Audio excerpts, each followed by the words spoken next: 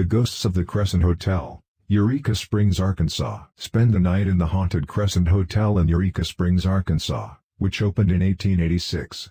During construction, a worker named Michael was killed, and his ghost reportedly still haunts room 218. The hotel came under the ownership of known medical fraud Norman Baker in 1937, who fancied himself a doctor. He turned the hotel into the Baker Cancer Hospital, claiming to have the cure for the disease. He did not, obviously. Patients who died under his care were buried right in the hotel's basement, which served as a makeshift morgue. He was arrested in 1940, but his patients' spirits are said to still remain. Because the hotel is still open, guests often say they see apparitions and hear noises during their stays. Sci-Fi's Ghost Hunters even has footage of something moving in the basement. Huggin' Molly, Abdul, Alabama. It's best to stay home when the sun sets in Abdul, Alabama, if you want to avoid Huggin' Molly's chilly embrace. As the legend goes, beginning in the early 1900s, an oversized figure clad in all black began roaming the streets at night looking for unsuspecting victims.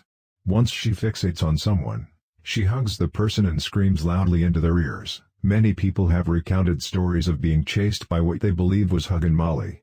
Local parents have even taken advantage of the story to keep their children in line.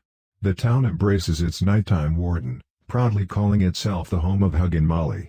There's even a family-friendly restaurant named after her. The Soren House Ghost, Soren, Georgia. The Soren clan began experiencing paranormal activities in present-day Soren, Georgia, in the 1870s. Family members reported witnessing objects soaring across rooms, hearing laughter and crying, and seeing red eyes staring into the house. Food was thrown from their plates and utensils twisted into unusable shapes. The townspeople speculated that these occurrences were cries for help from spirits who thought the family would be able to save them. On the day the family decided to finally leave the house, a fire iron allegedly floated up and started hitting one of the sons on the head. No one was ever brave enough to live in the house again, and the building went up in flames in 1925. The Ghost of Bellamy Bridge, Marianna, Florida. For a taste of true haunting love, travel over this spooky bridge in Marianna, Florida, which has several ghost legends surrounding the structure. In the 1830s, Elizabeth Jane Croom Bellamy married local politician Dr. Samuel C. Bellamy. On their wedding night, her dress accidentally caught on fire, which covered the young bride in horrible burns. She initially survived, but eventually passed away.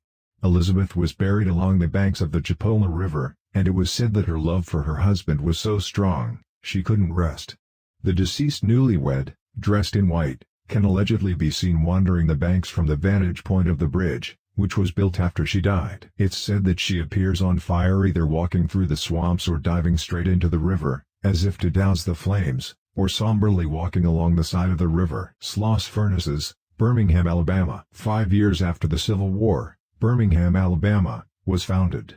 With its birth in 1871 came the need for tons of pig iron to fix the U.S.'s crumbling infrastructure, so Colonel James Withers Sloss began to build Sloss Furnaces.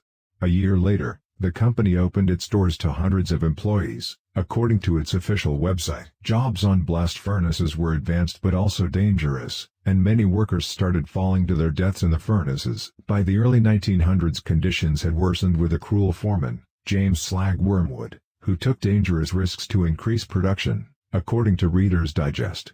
During his tenure at Sloss, nearly 50 employees died on site, and many others were involved in terrible accidents. Allegedly, his workers threw him into the furnace in retaliation in 1906. Today you can still walk the grounds of Sloss Furnaces, if you dare.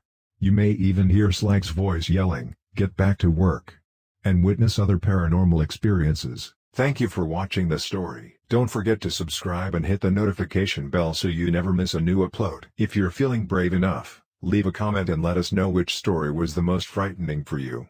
And if you have any horror stories of your own that you'd like to share, we'd love to hear them.